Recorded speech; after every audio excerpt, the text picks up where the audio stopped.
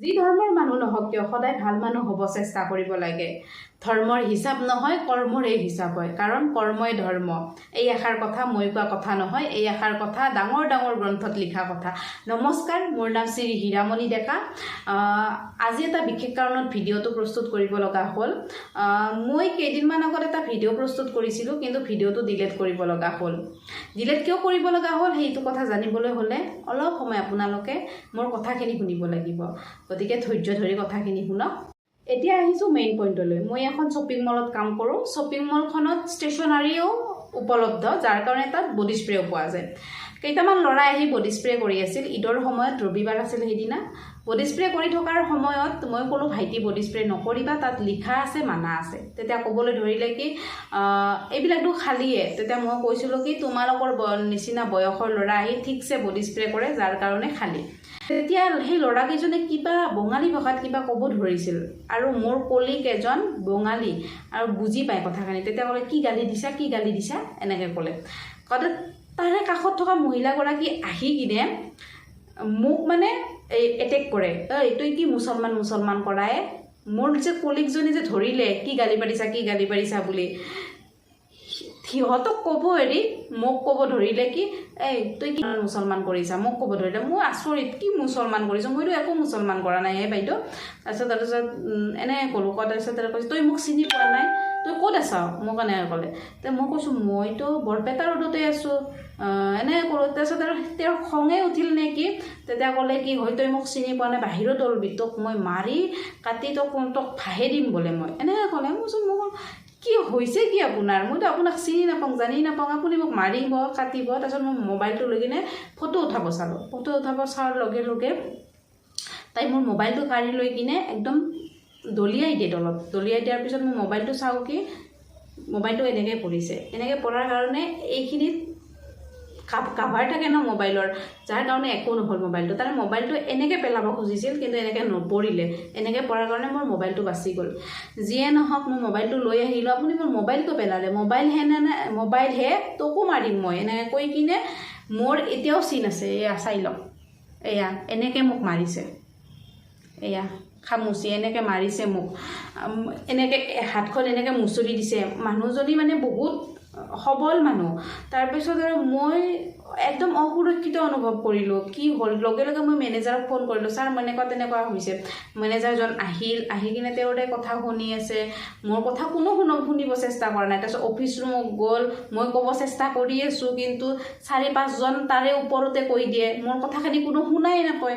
তাৰপিছত মোৰ এনেকুৱা লাগিল যে মই ইয়াতে অসুৰক্ষিত, কাৰণ মই গোটেইবিলাকে মোক কেৱল মাৰেহে মাৰে। তাৰপিছত মই পুলিচ ষ্টেচন যাম বুলি ক'লোঁ।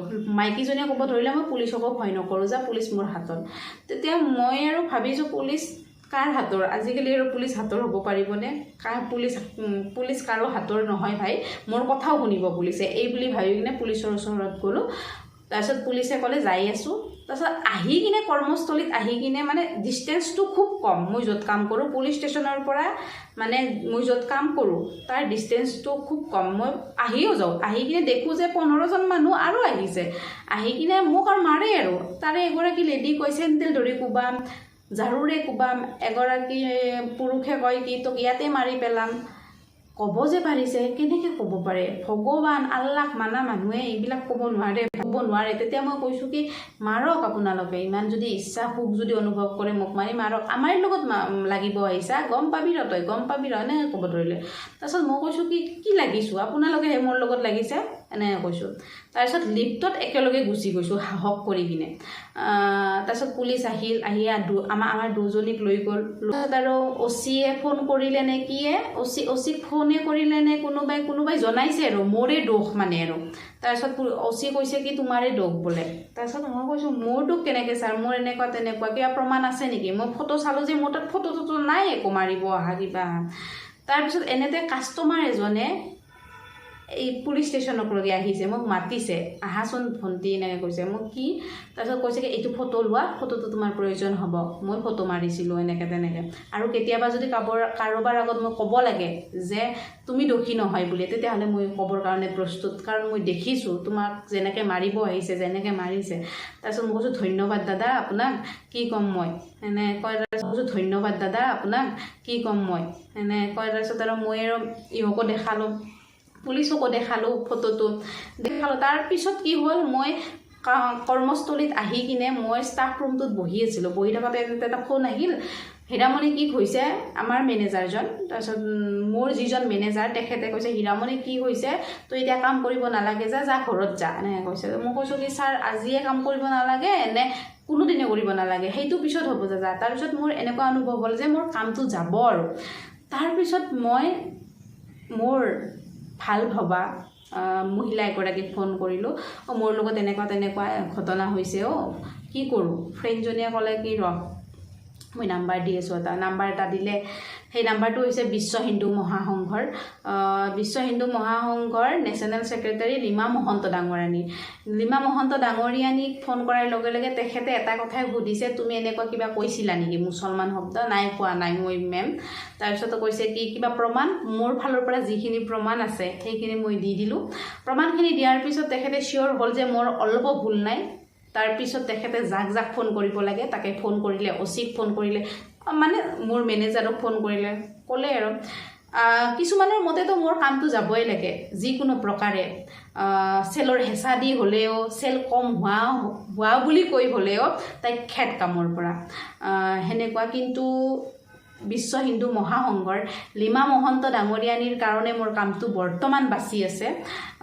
তেখেতে মোক ইম'শ্যনেলিয়ে হওক, মেণ্টেলিয়ে হওক বহুতখিনি সহায় কৰিছে। মই কাম নকৰোঁ বুলি কৈছিল, কিন্তু তেখেতে মোক কৈছে কি তুমি ভাগৰি যাব নোৱাৰা, আমাৰ মহিলাবিলাকৰ প্ৰব্লেমেই এইটো, অলপতে ভাগৰি যাওঁ, একদম গিভ আপ নকৰিবা, কামত যাবা, কামৰ পৰা আহিবা, ভুল নকৰিবা, ভুল নকৰিলে সদায় মই আছোঁ এনেকৈ ক'লে। তাৰপিছত মই অলপ সাহস পালোঁ। তাৰপিছত কাম কৰিব গ'লোঁ। যদিও 9,000 টকা পাওঁ, 9 লাখ টকা পোৱা যেন অনুভৱ হয়। কাৰণ কিয় জানে, সেই 9,000 টকাটোৰ পৰা মই বহুত সপোন দেখোঁ। মোৰ ল'ৰাটো লৈ, মোৰ মা লৈ, মোৰ দেউতা লৈ, মোৰ নিজক লৈ, মোৰ শাহু শহুৰক লৈ আৰু মোৰ মানুহজনক লৈ। মানুহজনৰ পইচাখিনি আমি খোৱা লোৱা ভাড়া চাড়া এনেকৈ মেইনটেইন কৰে মানুহজনে। আৰু সেই মই যি পাওঁ 9,000 টকা, সেই 9,000 টকাটোৰ আমাৰ প্ৰয়োজনখিনি পূৰণ কৰোঁ, কাপোৰ লোৱা, কিবা লোৱা এনেকুৱা। এইবিলাক এক্সপ্লেইন কৰিব লগা কথা নহয়, তথাপিতো কৰিলোঁ। দুখীয়াৰ দুখ কোনো নুবুজে জানে, কৈছোঁ যদিও বহুত অসহায় অনুভৱ কৰিছিলোঁ সেইখিনি সময়ত। একমাত্ৰ মোক লীমা মহন্ত ডাঙৰীয়ানীয়ে সহায় কৰিছে। তেখেতে মোক হিন্দু বুলি নহয়, তেখেতে মোক এগৰাকী লেডি বুলি সহায় কৰিছে। তো তেখেতৰ শ্ৰীচৰণত শতকোটিবাৰ প্ৰণিপাত জনাইছোঁ। ঈশ্বৰে তেখেতক শক্তি দিয়ক, আমাৰ নিচিনা অসহায় মহিলাৰ কাৰণে কাম কৰিব পৰা শক্তি দিয়ক আৰু আগুৱাই যাওক, তাৰে কামনা। বাকী বাইদেউ মই আপোনাক একো দিব নোৱাৰিম। যিহেতু মোৰ শৰীৰৰ ভিতৰতো এটা আত্মা আছে আৰু মই ঈশ্বৰক বহুত বিলিভ কৰোঁ, কাৰো আজিলৈকে অপকাৰ কৰি পোৱা নাই। গতিকে আত্মাৰ পৰা আপোনাক আশীৰ্বাদ কৰিছোঁ যে পৰমাত্মাই আপোনাক সুখ প্ৰদান কৰক। বাকী এই বতাহজাক যে মোৰ ফাললৈ বলিলে, এই বতাহজাক যে আৰু নাহিব তাৰ মানেই নাই। নিশ্চয়কৈ মোক ক্ষতি কৰিবৰ কাৰণে আহিব যেন মই এটা উমান পাইছোঁ। যেতিয়া এই বতাহজাক আৰু মোৰ ফাললৈ বলে, তেতিয়া নিশ্চয়কৈ আপুনি মোক আজি যেনেকৈ ইম'শ্যনেলি মেণ্টেলি ছাপোৰ্ট কৰি আছে, ঠিক সেনেকৈ ছাপোৰ্ট কৰি থাকিব। বাকী কি ক'ম, আপোনাক নমস্কাৰ জনাইছোঁ। ভিডিঅ'টো বনোৱাৰ মেইন পাৰপাছ হ'ল আপোনাক ধন্যবাদ দিয়া। ধন্যবাদ। আৰু এটা কথা, ডিলেট কিয় কৰিব লগা হ'ল আপোনালোকক কোৱাই নহ'ল, মই পাহৰি গৈছিলোঁ। আচলতে যিগৰাকী মহিলা মোক ইমান অপদস্থ কৰিছিল, তেখেতৰ ফটোটো দি কিনে মই এক্সপ্লেইন কৰিছিলোঁ মোক কি কৰিছিল। তাৰপিছত তেখেতে মেইল কৰিছিল একদম ওপৰত। মেইল কৰাৰ পিছত মোৰ কোম্পেনীয়ে ক'লে তুমি ডিলেট কৰি দিয়া। যিহেতু মই শান্তিপ্ৰিয়, মই শান্তি ভাল পাওঁ, গতিকে মই ভাবিলোঁ যদি মই ভিডিঅ'টো ডিলেট কৰি দিলে তেওঁৰ মন আৰু আত্মাই শান্তি পায়। ঠিক আছে, মোক ইমানখিনি কৰাৰ পিছতো শান্তিয়ে দি দিওঁ নে কি? আশা কৰোঁ তেখেতে শান্তি পাইছে এতিয়া।